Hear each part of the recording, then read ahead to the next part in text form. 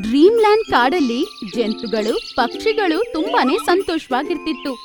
ಇಲ್ಲಿ ಶಾಸನೆ ಮಾಡುವುದು ಶೇರ್ ಖಾನ್, ಹದ್ದು ಮತ್ತು ಆನೆ. ಅದರಿಂದ ಕಾಡಿನ ವ್ಯವಸ್ಥೆ ತುಂಬಾನೇ ಚೆನ್ನಾಗಿರ್ತಿತ್ತು. ಜಂತುಗಳಲ್ಲಿ ಒಂದು ಚೋಟು ಜಿಂಕೆ ಇತ್ತು. ಅದಕ್ಕೆ ತುಂಬಾನೇ ಹೊಟ್ಟೆ ಕಿಚ್ಚು. ಅದು ಮಾತ್ರ ಅಲ್ಲದೆ ಬೇರೆ ಜಂತುಗಳಿಗೆ ತುಂಬಾನೇ ಹಿಂಸೆ ಕೊಡ್ತಿತ್ತು. ಒಂದ್ಸಲ ಚೋಟು ಜಿಂಕೆನ ಮೀಟ್ ಮಾಡಕ್ಕೆ ಅದರ ಫ್ರೆಂಡ್ ಆದ ಮೋಂಟು ಕೋತಿ ಬರ್ತಾನೆ. ಹೇ ಮೋಂಟು, ಏನೋ ಇಲ್ಲಿ? ಹೌದು ಕಣ, ನಿನ್ನ ತುಂಬಾ ನೆನಪಾಗ್ತಿತ್ತು, ಅದಕ್ಕೆ ಬಂದೆ. ನೀನು ಹೇಗಿದ್ಯಾ ಹೇಳು? ಎಲ್ಲ ಚೆನ್ನಾಗಿ ನಡೀತಿದೆ. ತುಂಬಾ ತಿಂಗಳಿಂದ ಏನು ಗಲಾಟೆ ಆಗಿಲ್ಲ. ನಮ್ಮ ಉಳ್ದ 3 ರಾಜರು ಸೇರಿ ಅರಣ್ಯದ ಶಾಸನ ಎಷ್ಟು ಚೆನ್ನಾಗಿ ಮಾಡ್ತಿದಾರಂದ್ರೆ ಯಾರಿಗೂ ಸಮಸ್ಯೆನೇ ಇಲ್ಲ. ಹೌದಾ? ಇದ್ ನೋಡು, ನಾನೇನ್ ತಂದಿದ್ದೀನಂತ. ಇದು ನಿನ್ ಕಾಡಲ್ಲಿ ಸೌಂಡ್ ಮಾಡುತ್ತೆ. ಹೌದಾ? ಹಾಗೇನಿದೆ ಈ ಕನ್ನಡಿಲಿ? ಒಂದು ಮಿನಿಟ್. ಮೋಂಟು ಕೋತಿ ಆ ಮಿರರ್ನ ಅಲ್ಲೇ ಇರುವ ಒಂದು ಮರಕ್ಕೆ ಚಿಕ್ ಮಾಡಿ ಇಡ್ತಾನೆ. ಈಗ ನೀನ್ ಈ ಕನ್ನಡಿ ಮುಂದೆ ಬಾ. ಚೋಟು ಜಿಂಕೆ ಆ ಕನ್ನಡಿ ಹತ್ರ ಬರ್ತಾನೆ. ಆದ್ರೆ ಆ ಕನ್ನಡಿಯಲ್ಲಿ ಅವನ ಪ್ರತಿಬಿಂಬ ಕಾಣಿಸಿಲ್ಲ. ಅರೆ, ಇದೆಂತ ಮಾಯೆ ಅಂತ? ಇದೇ ಮಜಾ ಅಂದ್ರೆ ಅಲ್ವಾ? ಈ ಕನ್ನಡಿಲಿ ನಿಜವಾಗ್ಲೂ ಒಳ್ಳೆಯವ್ರದ್ ಮಾತ್ರ ಕಾಣೋದು ಪ್ರತಿಬಿಂಬ. ನಾವು ಕೆಟ್ಟವ್ರಲ್ವಾ, ಅದಕ್ಕೆ ಕಾಣಲ್ಲ. ಹೌದಾ? ಹಾಗಾದ್ರೆ ಇದರಿಂದ ನಮಗೇನ್ ಲಾಭ? ನಮಗ್ ಲಾಭ ಅಂದ್ರೆ ಯಾರಾದ್ರೂ ಒಳ್ಳೆ ಪ್ರಾಣಿ ಇದ್ರ ಮುಂದೆ ಬಂದ್ರೆ ಅವರು ಮಾಯ ಆಗ್ತಾರೆ. ಮತ್ತೀ ಕನ್ನಡಿಯಿಂದ ಒಬ್ಬ ಕೆಟ್ಟ ಪ್ರಾಣಿ ಅವನಾಗೆ ಕಾಣೋದು ಹೊರಗೆ ಬರುತ್ತೆ. ಅರೆ ವಾಹ್, ಸರಿ. ಹಾಗಾದ್ರೆ ನಡಿ, ಈ ಕನ್ನಡಿನ ಎತ್ಕೊಂಡು ನನ್ ಜೊತೆಗ್ ಬಾ. ಮೋಂಟು ಕೋತಿ ಜಿಂಕೆಯ ಜೊತೆಗೆ ಆನೆ ಇರುವ ಜಾಗಕ್ಕೆ ಹೋಗುತ್ತೆ. ಆ ಸಮಯದಲ್ಲಿ ಆನೆ ಹುಲ್ಲನ್ನು ಕಿತ್ಕೊಂಡು ತಿಂತಾ ಇರುತ್ತೆ. ಆನೆ ಮಹಾರಾಜ, ಇಲ್ಲಿ ನೋಡಿ. ಯಾರಪ್ಪ ಅದು? ಆನೆ ಹಿಂದ್ಗಡೆ ತಿರುಗ್ ನೋಡ್ತಾನೆ. ಅದಕ್ಕೆ ಕನ್ನಡಿಯಲ್ಲಿ ಅದರ ಬಿಂಬ ಕಾಣಿಸುತ್ತೆ. ಏನಿದು? ಯಾಕೆ ನನಗ್ ಕನ್ನಡಿ ತೋರಿಸ್ತಿದೀಯಾ? ಅದು ನಿಮಗೆ ಈಗ್ಲೇ ಗೊತ್ತಾಗತ್ತೆ. ಆಗ ಆನೆ ಮಾಯ ಆಗ್ಬಿಡುತ್ತೆ. ಮತ್ತೆ ಆ ಕನ್ನಡಿ ಒಳಗಡೆಯಿಂದ ಅದರ ತರನೇ ಇರುವ ಒಂದು ಆನೆ ಆಚೆ ಬರುತ್ತೆ.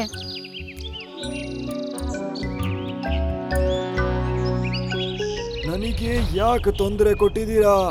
ನಾನು ಆರಾಮಾಗಿ ತಿಂತಾ ಇದ್ದೆ. ಅರೆ, ನಾವಂತೂ ಏನು ಮಾಡಿಲ್ಲ. ಆಮೇಲೆ ಆನೆ ಮೋಂಟು ಕೋತಿ ಮತ್ತು ಚೋಟು ಜಿಂಕೆಗೆ ಇಬ್ಬರಿಗೂ ಒಂದು ಒದೆ ಕೊಡುತ್ತೆ. ಅಯ್ಯೋ!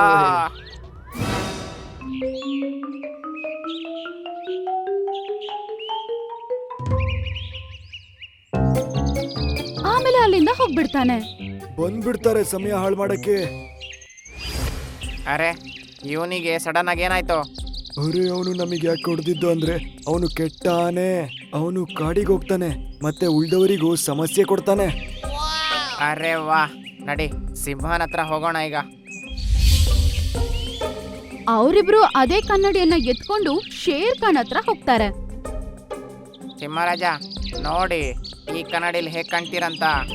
ನಿನಗೆ ಕನ್ನಡಿ ಎಲ್ಲಿಂದ ಸಿಕ್ತು? ಇದು ಮನುಷ್ಯರು ಯೂಸ್ ಮಾಡೋದು. ಹಂಗಂತ ಹೇಳ್ತಾ ಶೇರ್ ಮಾಯ ಆಗ್ಬಿಡ್ತಾನೆ. ಆಮೇಲೆ ಅವನ ಜಾಗಕ್ಕೆ ಕನ್ನಡಿಯಿಂದ ಇನ್ನೊಂದು ಶೇರ್ ಆಚೆ ಬರ್ತಾನೆ. ಅರೆ ವಾ, ಜಿಂಕೆ ಮತ್ತೆ ಮಂಗ, ಇವತ್ತು ಒಳ್ಳೆ ಭೋಜನ. ಅರೆ, ಇವನಂತೂ ನಮ್ಮನ್ನೇ ತಿನ್ನಕ್ ಪ್ಲಾನ್ ಆಗ್ತಿದ್ದಾನೆ. ಓಡೋ ಓಡು. ಅವರಿಬ್ರು ಅಲ್ಲಿಂದ ಹೋಗ್ಬಿಡ್ತಾರೆ. ಆಮೇಲೆ ಶೇರ್ ದಟ್ಟವಾದ ಕಾಡೊಳಗಡೆ ಹೋಗ್ತಾನೆ. ಅಲ್ಲೋಗ್ ನೋಡಿದ್ರೆ ಒಂದು ನರಿ ಯಾವುದೋ ಮಾಂಸವನ್ನು ತಿಂತಾ ಇರುತ್ತೆ. ನರಿ, ಈ ಬೇಟೆ ನನಗ್ ಬಿಟ್ಬಿಡು. ನೀನೇನಾದ್ರೂ ಬೇರೆ ಹಿಡೆ. ಇಲ್ಲ ಶೇರ್ ಖಾನ್, ನಾನಿದನ್ನ ಬೇಟೆ ಆಡಿರೋದು. ನಾನ್ ಕೊಡಲ್ಲ. ನೀವು ರಾಜ ಆಗಿ ಈಗ ಮಾಡೋದು ಸರಿನಾ? ಹುಡ್ತೀಯೋ ಹೇಗೆ? ಇಲ್ಲ ಅಂದ್ರೆ ನಿನ್ನನ್ನೇ ಹೊಡೆದು ತಿಂದು ಬಿಡ್ತೇನೆ ಈಗ. ಶೇರ್ ಕೋಪದಿಂದ ಗುರಾಯಿಸಿ ನೋಡ್ತಾನೆ. ಆಮೇಲೆ ಅವನು ಭಯದಿಂದ ಅಲ್ಲಿಂದ ಹೊರಡೋಗ್ಬಿಡ್ತಾನೆ. ಸರಿ ಇಲ್ಲ ಇದು ಶೇರ್ ಖಾನ್. ಈ ರೀತಿ ಆನೆ ಕೂಡ ಕಾಡೊಳಗಡೆ ಬಂದ್ಬಿಡುತ್ತೆ. ಅವನ್ ನೋಡ್ತಾನೆ, ಟೀನು ಪಕ್ಷಿ ಅದರ ಗೂಡಲ್ಲಿ ಅದರ ಪುಟ್ಟ ಮಗು ಜೊತೆ ಕುತ್ಕೊಂಡಿರುತ್ತೆ. ಹಕ್ಕಿ, ನೀನ್ ಈ ಮರದ ಮೇಲೆ ಯಾಕೆ ಗುಡಿಸಲು ಕಟ್ಟಿದ್ಯಾ? ಆನೆ ರಾಜ, ನೀವು ಏನ್ ಮಾತಾಡ್ತಾ ಇದ್ದೀರಾ? ತುಂಬಾ ವರ್ಷಗಳಿಂದ ನನ್ನ ಗೂಡು ಇಲ್ಲೇ ಇದೆ ಅಲ್ವಾ? ನಾನಿದ್ರ ಎಲೆ ತಿಂತಾ ಇದ್ದೀನಿ, ಇದನ್ನದಕ್ಕೆ ಮುರಿತೀನೀಗ. ಹಂಗಂತೇಳಿ ಆನೆ ಆ ಮರವನ್ನು ತಳ್ಳಕ್ಕೆ ಶುರು ಮಾಡುತ್ತೆ. ಅರೆ ಅರೆ ಆನೆ ರಾಜ, ಏನ್ ಮಾಡ್ತಿದೀಯ? ನನ್ನ ಮನೆನೇ ಹಾಳಾಗ್ಬಿಡುತ್ತೆ. ಆನೆ ಬಿಡೋದೇ ಇಲ್ಲ. 2-3 ಸಲ ಹೋಗಿ ಗುದ್ದಿ ಆ ಮರನ ಕೆಳಗಡೆನೆ ತಳ್ಬಿಡುತ್ತೆ. ಮರದ ಜೊತೆಗೆ ಟೀನು ಪಕ್ಷಿನ ಗೂಡು ಕೂಡ ಕೆಳಗಡೆ ಬಿದ್ದೋಗ್ಬಿಡುತ್ತೆ. ನೀನು ಮಾಡಿದ್ದು ತುಂಬಾ ತಪ್ಪು ಟೀನು ರಾಜ. ನಿನ್ನ ಗುಡ್ಸಲನ್ನ ಬೀಳ್ಸಿ ನಂಗೆ ಖುಷಿಯಾಗಿದೆ. ಇನ್ನು ಆರಾಮಾಗಿ ಎಲೆಗಳನ್ನ ತಿಂತೀನಿ ನಾನು. ಎಲ್ಲಾ ಜಂತುಗಳು ಆನೆ ಮತ್ತು ಶೇರಿಂದ ತುಂಬಾನೇ ಹಿಂಸೆ ಅನುಭವಿಸುತ್ತಿದ್ರು. ಎಲ್ಲರೂ ಸೇರ್ಕೊಂಡು ಅವರ ರಾಜನಾದ ಹದ್ದಿನ ಹತ್ರ ಹೋಗಿ ಇದರ ಬಗ್ಗೆ ಕಂಪ್ಲೇಂಟ್ ಮಾಡ್ತಾರೆ. ನನಗಂತೂ ಅರ್ಥನೇ ಆಗ್ತಾ ಇಲ್ಲ, ಸಿಂಹಕ್ಕೆ ಮತ್ತೆ ಆನೆಗೆ ಏನಾಗಿದೆ ಅಂತ. ಇವರು ರಾಜರಾಗಿ ಕೂಡ ಇದೆಲ್ಲ ಮಾಡ್ತಾ ಇದ್ದಾರಲ್ವಾ? ನೀವು ನಮಗೆ ಸಹಾಯ ಮಾಡಿಲ್ಲ ಅಂದ್ರೆ ನಮ್ ಸಹಾಯ ಯಾರು ಮಾಡ್ತಾರೆ?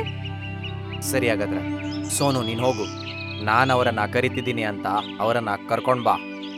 ಸೋನು ಪಕ್ಷಿ ಅಲ್ಲಿಂದ ಹೋಗ್ಬಿಡುತ್ತೆ. ಆನೆ ಮತ್ತು ಶೇರ್ ಇಬ್ಬರು ನದಿಯ ಬಳಿ ಇರೋದನ್ನ ಅದು ನೋಡುತ್ತೆ. ಇಷ್ಟೆಲ್ಲ ಮಾಡಿ ಆದ ನಂತರ ನಮಗೆ ಸಮಾಧಾನನೇ ಇಲ್ಲ. ಹೇಳೋ, ಏನ್ ಮಾಡೋದೀಗ? ನಾನಂತೂ ಹೇಳ್ತಾ ಇದ್ದೀನಿ, ಇಬ್ರು ಸೇರ್ಕೊಂಡು ಈ ಕಾಡಿನ ಮೇಲೆ ಆಕ್ರಮಣನೆ ಮಾಡೋಣ, ಮತ್ತೆಲ್ಲ ನಾಶ ಮಾಡೋಣ. ಹಾ, ಇದೇ ಸರಿಯಾಗಿರುತ್ತೆ. ಸೋನು ಪಾರಿವಾಳ ಬೇಗ ಬೇಗ ಹಾರ್ಕೊಂಡು ಅವರೆಲ್ಲರೂ ಇರುವ ಜಾಗಕ್ಕೆ ಹೋಗುತ್ತೆ. ಆಮೇಲೆ ನೋಡಿರುವ ವಿಷಯವನ್ನು ಹೇಳುತ್ತೆ. ಏನಾಯ್ತು ಇವರಿಗೆ ಅಂತ ಈ ರೀತಿ ಆಲೋಚನೆ ಮಾಡ್ತೀಯಾರ? ಚೋಟು ಜಿಂಕೆ ಮತ್ತು ಮೋಂಟು ಕೋತಿ ಇಬ್ಬರು ಮನ್ಸಲ್ಲೇ ಸಂತೋಷ ಪಡ್ತಾರೆ. ಈಗ ಶುರು ಆಗುತ್ತೆ ನಿಜವಾದ ಆಟ. ಅವರಿಬ್ಬರು ಓಡೋಡ್ತಾ ಎಲ್ಲಾ ಜಂತುಗಳು ಕೂಡಿರುವ ಜಾಗಕ್ಕೆ ಓಡ್ ಬರ್ತಾರೆ. ವಾತಾವರಣ ಕೂಡ ತುಂಬಾ ಮೋಸವಾಗಿತ್ತು. ಯಾವಾಗಾದ್ರೂ ಮಳೆ ಬರುವ ಪರಿಸ್ಥಿತಿ. ಬಂದ್ರ ನೀವಿಬ್ರು? ನಾನು ನಿಮಗೆ ಏನ್ ಮಾಡ್ತಿದ್ದೀರಾ ಅಂತ ಕೇಳ್ಬೇಕು ಅನ್ಕೊಂಡೆ. ಯಾಕಂದ್ರೆ ನಮಗೆ ಇದರಲ್ಲಿ ಮಜಾ ಬರುತ್ತೆ. ಅವರಿಬ್ರು ಎಲ್ಲಾ ಜಂತುಗಳ ಮೇಲೆ ಅಟ್ಯಾಕ್ ಮಾಡೋದಕ್ಕೆ ಶುರು ಮಾಡ್ತಾರೆ. ಎಲ್ಲಾ ಜಂತುಗಳಿಗೂ ಗಾಯ ಆಗುತ್ತೆ.